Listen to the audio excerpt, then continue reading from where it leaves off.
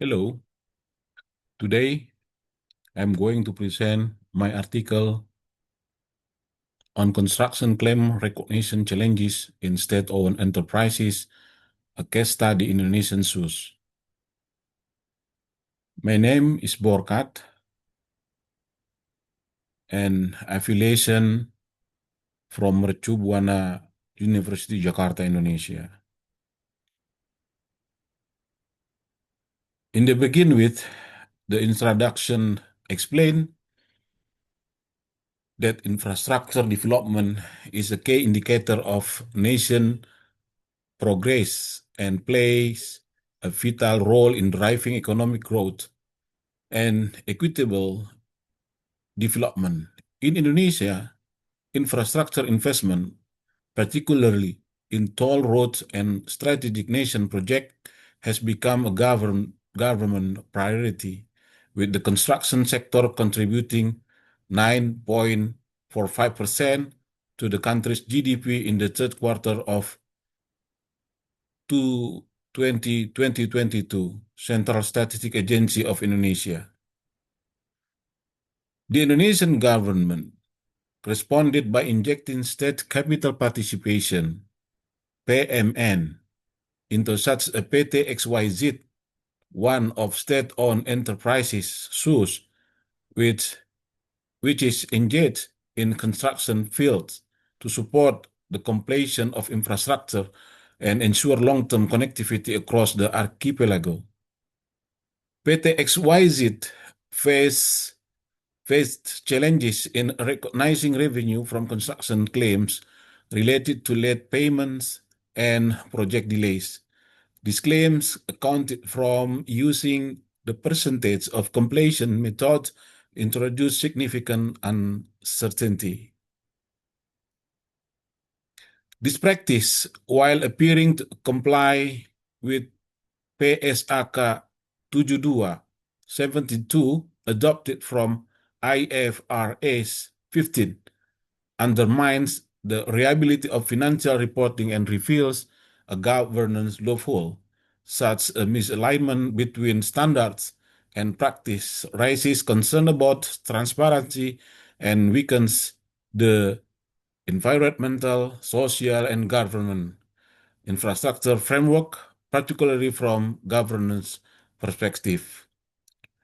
Van Wyk and Coetzee 2020 and Haji 2021 argue that while IFRS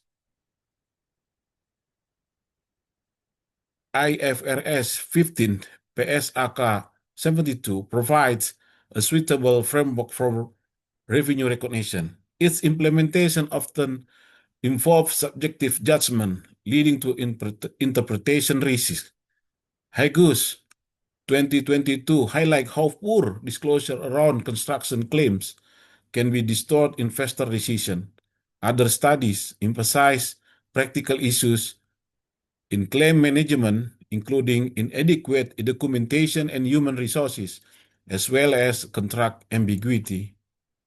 This case study contributes to the discourse by revealing the impact of gaps in accounting standard implementation and providing insight for improving claim governance and revenue recognition practice in Indonesian state-owned enterprise. Then, this research method employs a descriptive case study design enriched with semi-structured interviews to collect in-depth and contextual data. The semi-structured interview format allows for flexibility and depth, making it suitable for capturing nuanced insight about the challenges of implementing PSAK 72 in the state-owned enterprise. The interview reuses an open-ended guide, allowing the discussion to evolve naturally. Semi-structured interviews offer a more dynamic interaction compared to structured interviews. Its interviews was recorded using modern mobile device and lasts approximately 30 to 60 minutes. Transcription was conducted using multiple software tools, transcribe, speech notes, and just press record to enhance accuracy. Due to inconsistencies in automated transcription output, the researcher repeatedly cross-check the recording with the field notes, requiring an additional 10 working days for validation and refinement. The researchers selected participants based on the following inclusion criteria: currently serving as a member of the board of director of state-owned enterprise or a member of Indonesian Accounting Standard Board, recognized for understanding, competence, and expertise in the field, possessing knowledge or direct experience with the investigated phenomenon, and willing and able to participate, capable of clearly, effectively, and expressively articulating their insight. Reputational sampling target individual known for their deep expertise and willingness to share, discovering critical insight and identifying trends and underlying issue pattern 2015. Finally, convenience sampling allows inclusion based on the accessibility and availability of participant by employing this multifaceted sampling strategy and meticulous interview procedures. The study ensure credible, context-rich, and analytical sound finding. So, the data analysis technique, the study employed a qualitative data analysis method using thematic analysis approach. The data analysis process followed the interactive model by Miles, Huberman, and Saldana 2014, which consists of three main concurrent flows of activity: data condensation, data display, and conclusion drawing or verification. To further enhance the reliability of the results, member checking was conducted by sharing key interpretation with selected informant to confirm the accuracy of the analysis. Additionally, peer debriefing was utilized by discussing the coding framework and analytical finding with academic college experience in qualitative accounting research.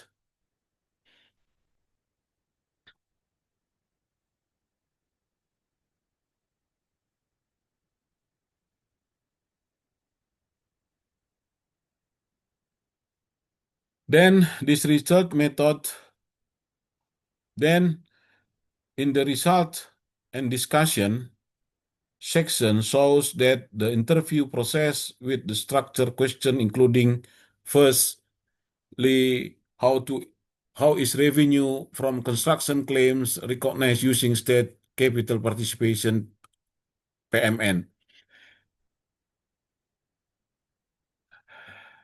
PMN is a fund allocated by government through the APBN to BUMN or certain institution to strengthen the capital structure or fund certain project, including construction service work. Payment is not paid directly to the contractor, service provider, but managed by BUMN as the recipient of PMN. Then BUMN uses the PMN funds to pay the contractor service provider based on the progress of the work or the physical progress report of the work verified by supervising consultant based on the work contract agreed between the employer and the service provider contractor. The work contract includes the scope of work, schedule, contract value, payment mechanism, and procedure, and sanction or fines.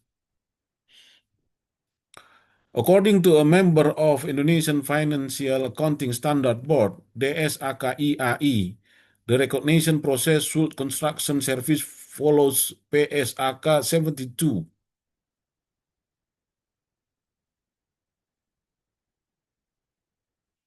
According to a member of Indonesian Financial Accounting Standard, DSAK-IAI, the recognition process should begin only when the entity has sufficient evidence of agreement and collectibility. Recognition of revenue for claim in construction services follows PSAK 72. If the claim is already agreed and collectible, the entity can recognize it. This implies that claims without documented approval or measurable assurance should not be recognized prematurely. She further notes that judgment can and caution are essential when dealing with variable considerations such as claim. Revenue should only be recognized if it's highly probable that there will be no significant reversal of the amount recognized.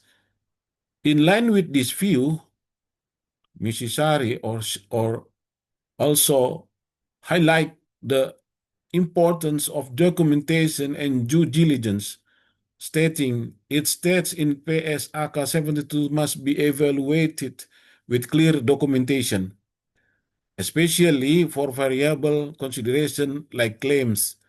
Despite this, insight from the field reveal a more flexible application of standard. A board member at PTXYZ acknowledges that in practice, revenue from claims is often recognized before a formal agreement is reached. He explained revenue from construction claim is recognized once costs have been incurred and the project owner has issued a site instruction, even if the claim amount is not yet agreed. And second question, how does the financial accounting standard regulate the recognition of construction claim revenue? So PSAK 72 regulates revenue recognition using a principle-based framework that emphasizes fulfilling performance obligation and modifying contract in the event of rising claims. She explained that the contract amendments are critical in supporting revenue recognition. For construction claim, the contract must be modified or amended first. Recognition criteria require that performance obligations are completed, even if payment has not been received. She further warns that recognizing revenue from claim without paper documentation poses risk to financial integrity. Formal contract modification should support claim. Otherwise, it's risky to recognize them. To ensure reliability, she highlighted that measurement must be based on substantiated probabilities, not estimation alone. The measurement of revenue must reflect to the to must reflect the probability of realization based on history and reliable estimate. However, he offers a contrasting view informed by operational experience. He believes that the rigid application of PSAK 72 does not align well with the fluid nature of construction project. Construction is dynamic. Most claims arise due to design changes. PSAK 72 does not regulate claim revenue, especially it is part of overall revenue recognition. Last, how does the financial accounting standard regulate the disclosure of construction claim revenue? She stresses that entities should report not only number but also provide narrative clarity. Entities must be disclosed quantitative and qualitative data on customer contracts, performance judgment, and contract-related costs. She added that transparency is critical in mitigating stakeholder risk and maintaining accountability. Lack of detailed disclosure can hide operational risks from stakeholders. To reinforce the importance of judgment disclosures, she asserted she asserted every material judgment affecting revenue should be stated clearly in the financial notes. Nevertheless, he highlighted the sensitivity surrounding claim disclosure in public sector project. He notes that PT-XYZ is reluctant to provide detailed disclosure when supporting documentation is insufficient. PT-XYZ does not disclose claim revenue in detail because the underlying data is unclear. The business model for construction services must be redefined and aligned with the accounting governance. His concern extend to the strategic implication of transparency, suggesting that openness might compromise ongoing negotiation.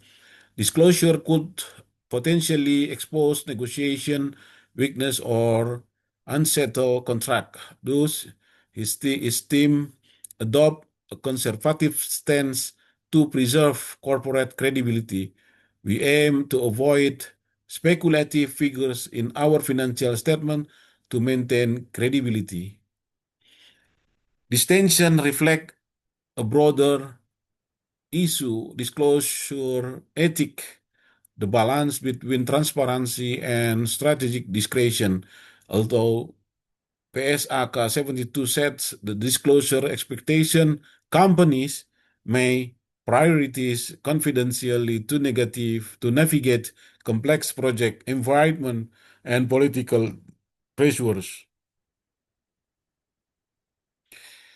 This study exposes a critical tension between the perspective clarity of PSAK 72 and the adaptive managerial practices observed in the revenue recognition and disclosure of construction claims within Indonesian infrastructure based on state-owned enterprise, BUMNs, particularly under the State Capital Participation PMN framework.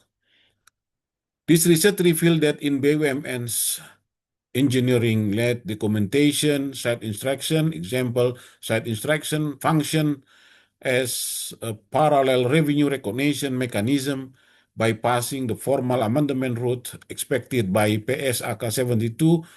This nuance finding has not been explicitly addressed in prior literature.